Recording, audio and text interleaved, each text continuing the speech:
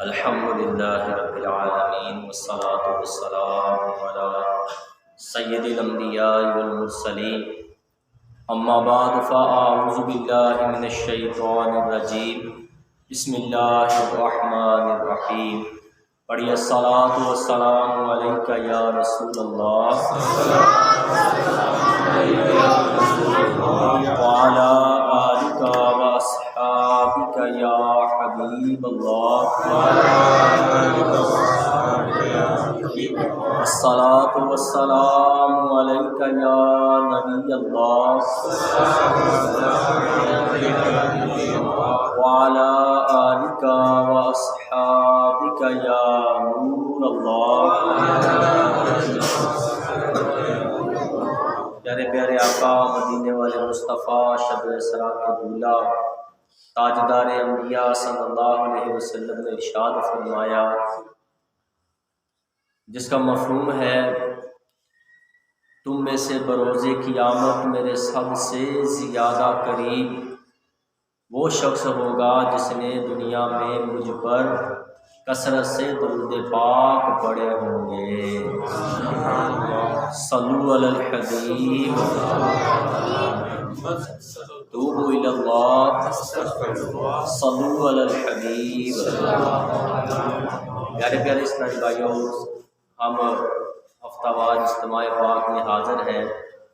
اچھی نیتیں فرما لیں کہ جس عمل میں جتنی زیادہ اچھی نیتیں ہوتی ہیں اتنا ثواب بھی زیادہ ہوتا ہے، چونکہ ہمارا ہر نیک عمل اللہ کی رضا کے لیے ہونا چاہیے، اخلاص پر مبنی ہونا چاہیے۔ تو اس لیے نیت کرتے ہیں کہ اللہ کی رضا کے لیے علم دین سیکھیں گے، اول تا آخر سیکھیں گے، توجہ کے ساتھ سیکھیں گے، جو سیکھیں گے عمل بھی کریں گے، اسے آگے بھی پھیلائیں گے انشاءاللہ۔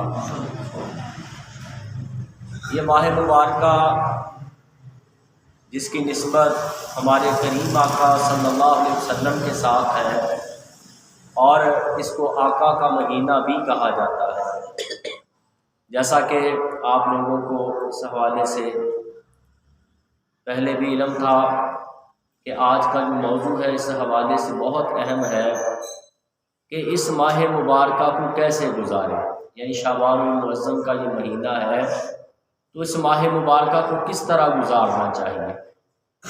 علماء کرام نے چند اعمال جو ہے ذکر کیے ہیں جو اس ماہ مبارکہ میں کرنے چاہیے، اور اس کے علاوہ ہمیں علم بھی ہونا چاہیے کہ بحیثیت مسلمان ہمیں کون کون سے اعمال کرنے ہیں، کون سے مہینے کے کیا فضائل ہیں، کون سے حرمت والے مہینے ہیں، کون سے عظمت والے مہینے ہیں، اور ان ماہ مبارکہ میں کن ہستیوں کا عرس مبارک ہوتا ہے۔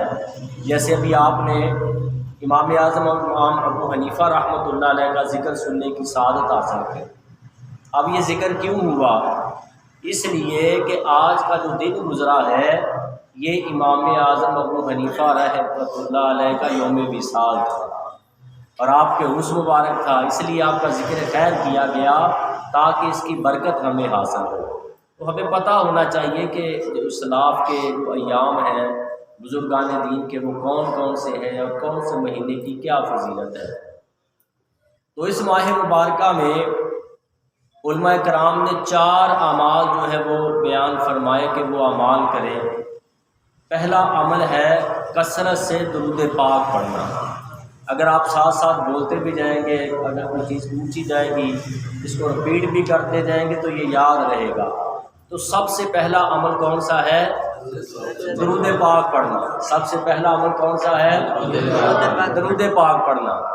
اور دوسرا عمل جو اس ماہ مبارکہ میں کیا جائے گا وہ ہے کثرت سے تلاوت قرآن کرنا۔ کیا کرنا؟ کثرت۔ پہلا عمل کثرت درود، دوسرا عمل جو ہے وہ کثرت تلاوت، اور تیسرا عمل جو ہے وہ نفلی روزے رکھنا، اور چوتھا عمل جو ہے وہ ہے کثرت سے استغفار کرنا، توبہ کرنا۔ اب اس کی اگر یہ چاروں اعمال کریں گے تو اس کی فضیلت کیا ہے؟ درود پاک کو اگر لیں تو درود پاک ایسی عبادت ہے کہ ہم سارا سال ہی درود پاک پڑھتے ہیں، تو یہ سارا سال ہی پڑھنا چاہیے، کثرت سے پڑھنا چاہیے۔ اور علماء فرماتے ہیں کہ اگر کوئی بندہ 313 بار درود پاک پڑھتا ہے روزانہ تو اس کا شمار کثرت سے درود پاک پڑھنے والوں میں ہو جائے گا۔ اب پیارے اسلامی بھائیوں، اس کی فضائل کیا ہیں؟ حضرت سیدنا عبداللہ بن عمر رضی اللہ تعالیٰ عنہ روایت کرتے ہیں، جس کا مفہوم عرض کروں گا۔ آپ فرماتے ہیں کہ جب محشر کا میدان لگا ہوگا، لوگوں کے اعمال تولے جا رہے ہوں گے، حضرت آدم علیہ السلام آپ میزان کے پاس کھڑے ہوں گے، جہاں پہ نیکیاں تولی جا رہی ہوں گی وہاں پہ تشریف فرما ہوں گے، اور دیکھ رہے ہوں گے کہ میرا کون سا بندہ میری اولاد میں سے جنت میں جا رہا ہے، کون سا جہنم میں جا رہا ہے۔ آپ یہ دیکھ رہے ہوں گے کہ اتنے میں پیارے آقا صلی اللہ علیہ وسلم کا ایک امتی میزان پر آئے گا، اس کی نیکیاں کم پڑ جائیں گی، حکم ہوگا اس کو جہنم میں لے جاؤ۔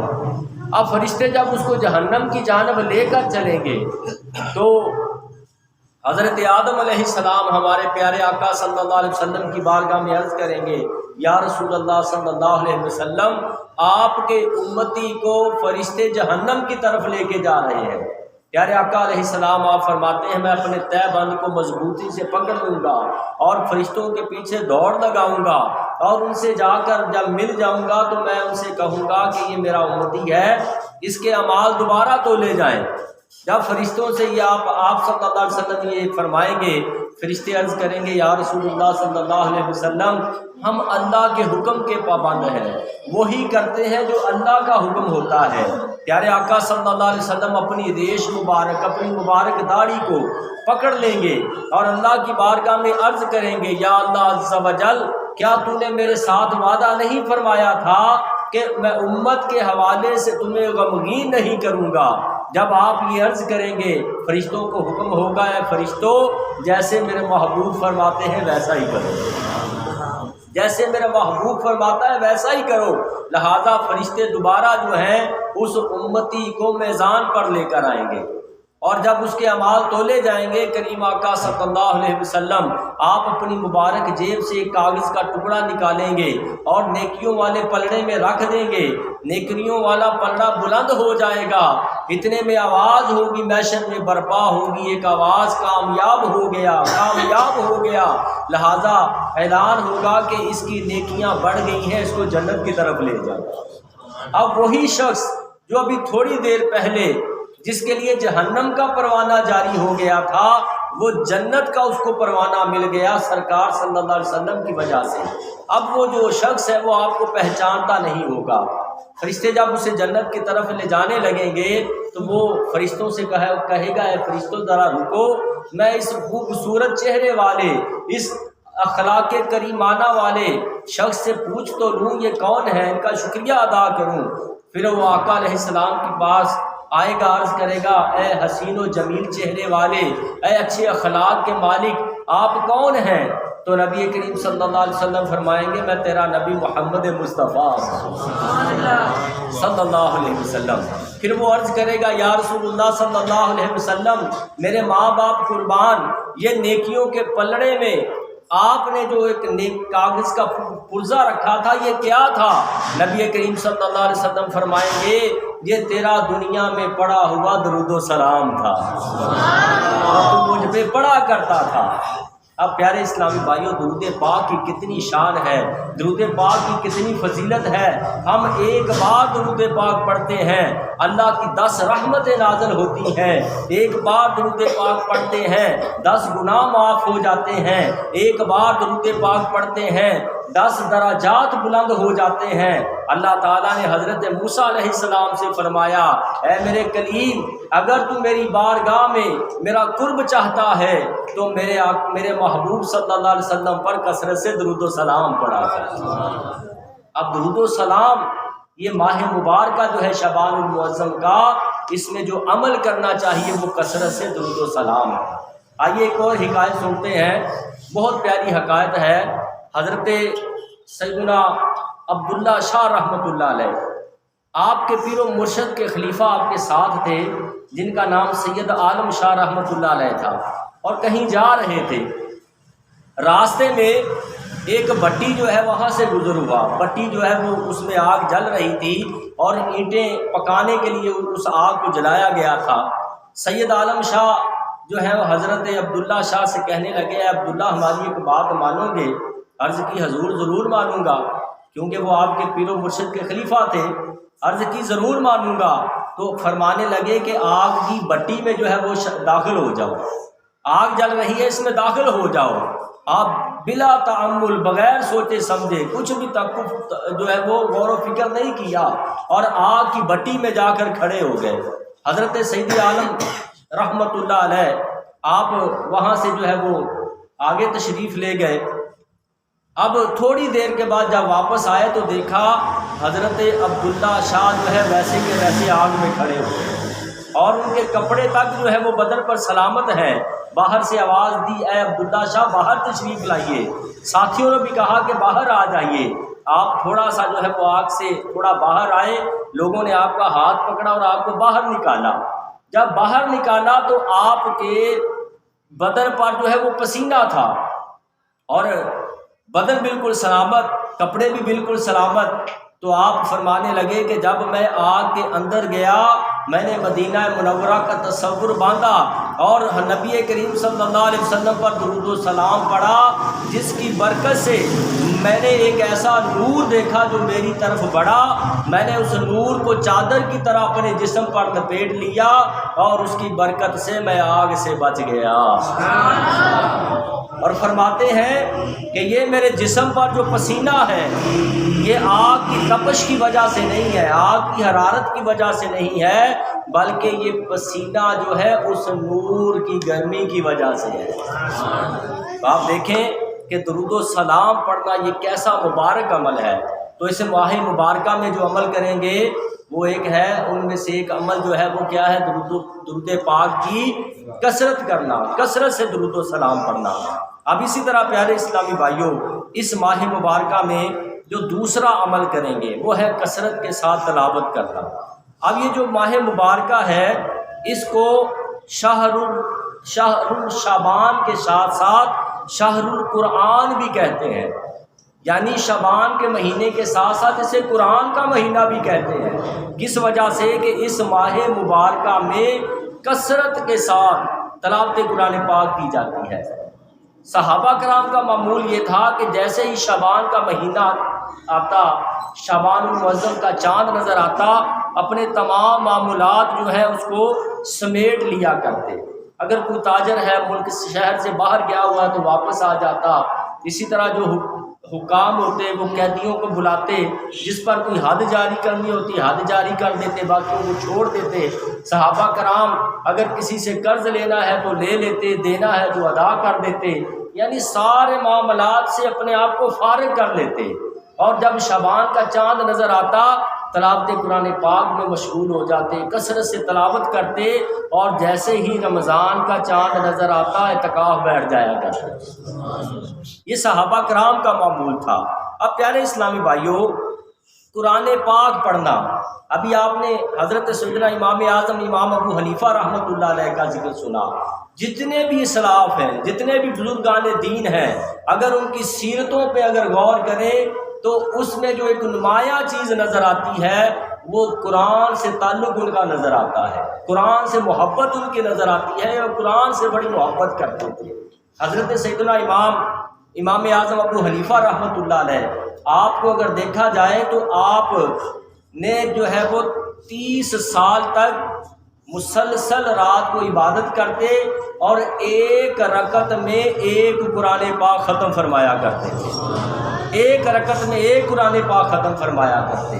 اور اسی طرح جب رمضان المبارک کا مہینہ آتا، رمضان المبارک میں آپ کی تلاوت قرآن پاک کی یہ کیفیت تھی کہ ایک قرآن صبح ختم کرتے، ایک شام کو ختم فرمایا کرتے، اور اس طرح پورے مہینے میں 60 قرآن اس طرح سے ہو جاتے۔ ایک قرآن آپ تراویح میں سنا کرتے، اس طرح 61 قرآن پاک ہو جاتے، اور ایک قرآن پاک آپ عید والے دن پڑھا کرتے۔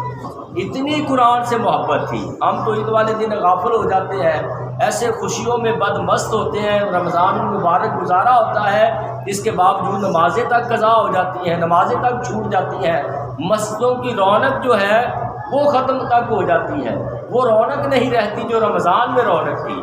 لیکن آپ کا معمول کیسا کہ آپ رمضان المبارک میں ایک قرآن صبح ختم کرتے، ایک قرآن شام کو ختم کرتے، اور اسی طرح ایک قرآن جو ہے وہ آپ تراویح میں، ایک جو ہے وہ عید الفطر والے دن ختم کیا کرتے۔ اور جس جگہ امام اعظم امام ابو حنیفہ رحمۃ اللہ علیہ نے وصال فرمایا، اس جگہ پر آپ نے 7000 مرتبہ ختم قرآن فرمایا۔ اگر اسلاف کو دیکھیں تو قرآن سے ان کا تعلق نظر آتا ہے۔ آج ہماری کیفیت کیا ہے؟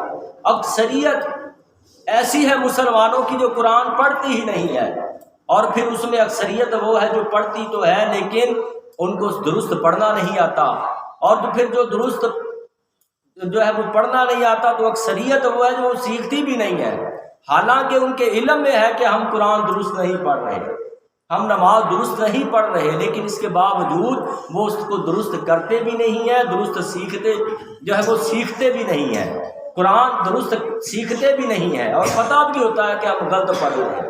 امام شافعی رحمۃ اللہ علیہ، آپ کا بھی یوم وصال ہے، اس ماہ مبارکہ میں آپ کا جو ہے وہ یوم عرس منایا جاتا ہے۔ آپ کی بھی قرآن سے ایسی ہی محبت تھی کہ آپ بھی روزانہ جو ہے وہ تلاوت قرآن پاک کے حوالے سے ایک قرآن پاک روزانہ ختم فرمایا کرتے تھے۔ تو پیارے اسلامی بھائیوں، ہمیں بھی چاہیے کہ ہم جو ہے قرآن سے اپنا تعلق بنائیں۔ اب قرآن پڑھیں گے اس سے برکتیں نازل ہوں گی، قرآن پڑھیں گے اس سے نیکیوں جو ہے وہ ملیں گی، قرآن پڑھیں گے درجات بلند ہوں گے، قرآن پڑھیں گے گناہ معاف ہوں گے، اور قرآن کو اگر نماز میں پڑھیں گے کھڑے ہو کر ایک لفظ پڑھیں گے اللہ تعالیٰ 100 نیکیاں عطا فرمائے۔ اب اتنی زیادہ نیکیاں ملیں اور سبحان اللہ کی بات تھوڑی سی آئے، سبحان اللہ جتنی ماشاءاللہ یہاں پہ لوگ بیٹھے ہوئے ہیں، سبحان اللہ سے تو ماحول جو ہے وہ گونج جانا چاہیے۔ قرآن پاک نماز میں ایک لفظ پڑھے اللہ تعالیٰ 100 نیکیاں عطا فرماتا ہے، کھڑے ہو کر پڑھیں، اور اگر بیٹھ کر نماز پڑھیں جیسے نوافل وغیرہ پڑھتے ہیں اس میں قرآن پاک پڑھیں، بیٹھ کر نوافل میں اللہ تعالیٰ ہر کلمے پر جو ہے اللہ تعالیٰ ہر لفظ پر جو ہے 50 نیکیاں عطا فرماتا ہے۔ اور نماز کے علاوہ پڑھیں، نماز کے علاوہ اگر تلاوت قرآن پاک کریں باوضو ہو کر تو اللہ تعالیٰ ہر لفظ کے بدلے 25 نیکیاں عطا فرماتا ہے۔ اور اگر باوضو نہیں ہے، بغیر وضو کے پڑھ رہے ہیں، زبانی بغیر چھوئے ہوئے، بغیر چھوئے قرآن کو پڑھتے ہیں، بے وضو پڑھتے ہیں تو ہر لفظ پر 10 نیکیاں عطا کی جاتی ہیں۔ اب اتنا اجر مل رہا ہو تو ہم جو ہے وہ قرآن پڑھیں نہ۔ تو پیارے اسلامی بھائیوں، اس ماہ مبارکہ میں آپ نے سنا صحابہ کی یہ عادت تھی کہ سارے کاموں سے فارغ ہو کر شعبان المعظم میں اپنے آپ کو قرآن کی تلاوت میں لگا دیتے۔ اس کی ایک اور بھی وجہ ہے، اور وہ وجہ کیا ہے؟ عموماً آپ نے دیکھا ہوگا کہ جب رمضان المبارک تشریف لاتا ہے، رمضان کا مہینہ آتا ہے، تو لوگ جو ہے وہ چند دن انہیں لطف نہیں مل رہا ہوتا، روزے کا لطف نہیں آتا، اسی طرح تلاوت کا مزہ نہیں آ رہا، نمازیں پڑھنے کا لطف نہیں آ رہا۔ تو اس طرح جو ہے علماء فرماتے ہیں کہ اپنے آپ کو شعبان میں ہی زیادہ عبادت کرنے کی عادت ڈالیں۔ یہ جو نفس ہے نا، نفس یہ گدھے کی طرح ہے، اس پہ بوجھ ڈالیں، عبادت کا بوجھ ڈالیں گے، پھر اسے عادت پڑے گی کہ میں نے بوجھ اٹھانا ہے۔ تو جب شعبان میں اگر پہلے سے ہی روزے رکھیں گے، تلاوت کریں گے، درود پاک پڑھیں گے، نوافل پڑھیں گے، تو رمضان آنے تک ایسی کیفیت ہو جائے گی کہ پھر عبادت میں مزہ آنے لگے گا، عبادت میں لطف آنے لگے گا۔ تو اس لیے علماء فرماتے ہیں کہ شعبان المعظم میں ہی خود کو جو ہے وہ عبادت کی جو ہے وہ عادت ڈال دیں، تو کثرت سے تلاوت کریں، تو کریں گے نا انشاءاللہ، درود پاک بھی پڑھیں گے انشاءاللہ کثرت سے۔ اب اس کے بعد پیارے اسلامی بھائیوں، تیسرا عمل جو علماء فرماتے ہیں اس ماہ مبارکہ میں کرنا ہے وہ ہے کثرت سے نفلی روزے رکھنا، نفل روزے رکھنا۔ نبی کریم صلی اللہ علیہ وسلم کی بارگاہ میں نفلی روزوں کے متعلق عرض کی گئی یا رسول اللہ صلی اللہ علیہ وسلم سب سے بہتر نفلی روزے کون سے ہیں؟ تو نبی کریم صلی اللہ علیہ وسلم کے فرمان کا مفہوم ہے، آپ نے فرمایا کہ تعظیم رمضان کے لیے شعبان کے روزے رکھنا۔ تو شعبان کے روزے نبی کریم صلی اللہ علیہ وسلم آپ بھی کثرت سے رکھا کرتے، یہاں تک کہ ان روزوں کو رمضان المبارک سے ملا دیا کرتے تھے۔ اب پیارے اسلامی بھائیوں، ہمارے اسلاف کو اگر دیکھا جائے تو ان کی جو ہے وہ عادت کریمہ کیسی ہوتی تھی، وہ بھی نفلی روزے بہت زیادہ رکھا کرتے تھے۔ حضرت امام شافعی رحمۃ اللہ علیہ، آپ کے بارے میں آتا ہے کہ ایک آپ کے دوست ہیں، وہ بیان کرتے ہیں کہ میں جب بھی امام شافعی رحمۃ اللہ علیہ کے پاس گیا تو وہ 3 میں سے کسی ایک عبادت میں مشغول ہوتے، 3 میں سے ایک عبادت۔ اب وہ کیا تھی؟ یا تو آپ تلاوت قرآن پاک کر رہے ہوتے، یا پھر آپ نماز پڑھ رہے ہوتے، یا آپ روزے سے ہوتے۔ یہ تینوں حالتیں فرماتے ہیں کہ کسی نہ کسی ایک عبادت میں آپ ضرور ہوتے، فضول میں جو ہے وہ اپنا ٹائم جو ہے وہ پاس نہ کرتے، ضائع نہ کرتے۔ تو اسی طرح ہمارے اسلاف جو ہے وہ کثرت سے جو ہے وہ نفلی روزہ رکھا کرتے۔ حضرت داؤد طائی رحمۃ اللہ علیہ، آپ نے 40 سال نفلی روزے رکھے۔ کتنے سال؟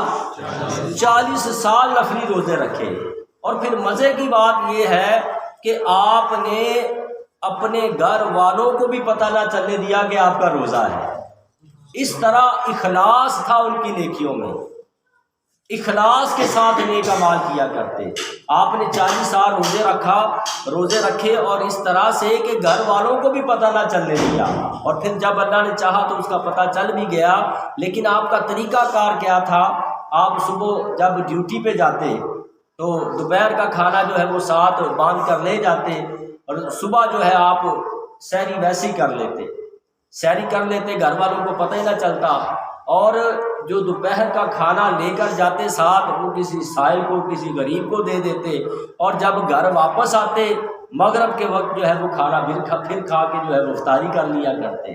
اس طرح آپ نے 40 سال جو ہے وہ روزے رکھے۔ اسی طرح حضرت عبداللہ بن غالب حدانی رحمۃ اللہ علیہ، آپ کے بارے میں آتا ہے کہ آپ شہید ہو گئے تھے، تو جب آپ کو دفن کیا گیا تو آپ کی جو قبر ہے اس کی مٹی سے جو ہے وہ مشک کی خوشبو آنے لگی، خوشبو جو ہے وہ آنے لگی، قبر مہک اٹھی۔ آپ کو کسی نے خواب میں دیکھا اور پوچھا اللہ تعالیٰ نے آپ کو کیا مقام عطا فرمایا؟ آپ نے فرمایا اللہ تعالیٰ نے مجھے جنت عطا فرمائی۔ پوچھا کس عمل کے سبب؟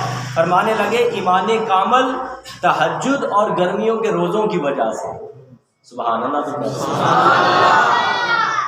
ایمان کامل، تہجد کی نماز اور گرمیوں کے روزوں کی وجہ سے اللہ نے جنت عطا فرمائی۔ پھر عرض کی گئی حضور یہ جو آپ کی قبر سے مشک کی خوشبو آتی ہے، آپ کی قبر مشک بار ہے، اس کی کیا وجہ ہے؟ آپ نے فرمایا یہ میری تلاوت اور گرمیوں کے روزوں کی خوشبو ہے۔ تو اس طرح پیارے اسلامی بھائیوں، ہمارے اسلاف جو تھے کثرت سے اس ماہ مبارکہ میں روزہ رکھا کرتے۔ اور چوتھا عمل، اسے بیان کرنے سے پہلے ذرا ریویژن ہو جائے۔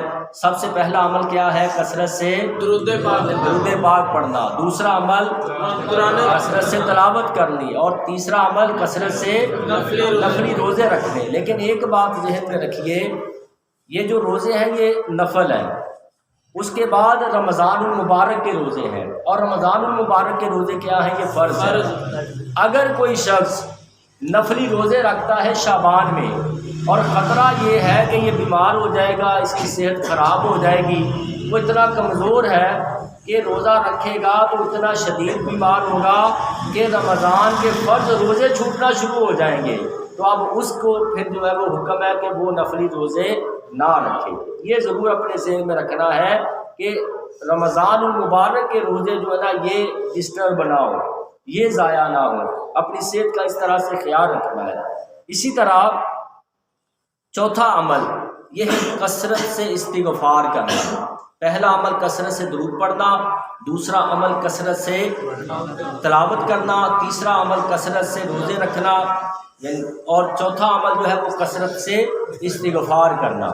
اب یہ اس حوالے سے یہ ضروری نہیں ہے کہ ہم باقی سارا سال استغفار ہی نہ کریں، اللہ کی بارگاہ میں توبہ ہی نہ کریں، اپنے گناہوں کی بخشش ہی نہ مانگیں۔ تو یہ بھی ایسا عمل ہے کہ یہ عمل جو ہے ہم نے ساری عمر ہی کرنا ہے، اللہ سے اپنے گناہوں کی معافی مانگتے رہنا ہے، لیکن جب شعبان آئے گا تو اس میں جو ہے وہ استغفار میں کثرت کی جائے گی۔ اب استغفار ہے کیا؟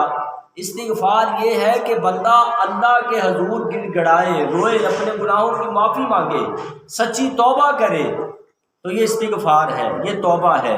تو اسی طرح پیارے اسلامی بھائیوں، اس ماہ مبارکہ میں 15ویں شعبان جو ہے یہ ایسی رات ہے کہ اللہ تعالیٰ اس رات میں قبیلہ بنی کلب جو عرب میں بہت زیادہ بکریاں پالا کرتا تھا کہ ان کی بکریوں کی تعداد جو ہے وہ گنتی سے باہر تھی، تو ان کی بکریوں کے بالوں سے زیادہ 15ویں شب جو شعبان کی ہے، اس سے زیادہ اللہ تعالیٰ گناہ گاروں کی بخشش فرماتا ہے، ان کی مغفرت فرماتا ہے۔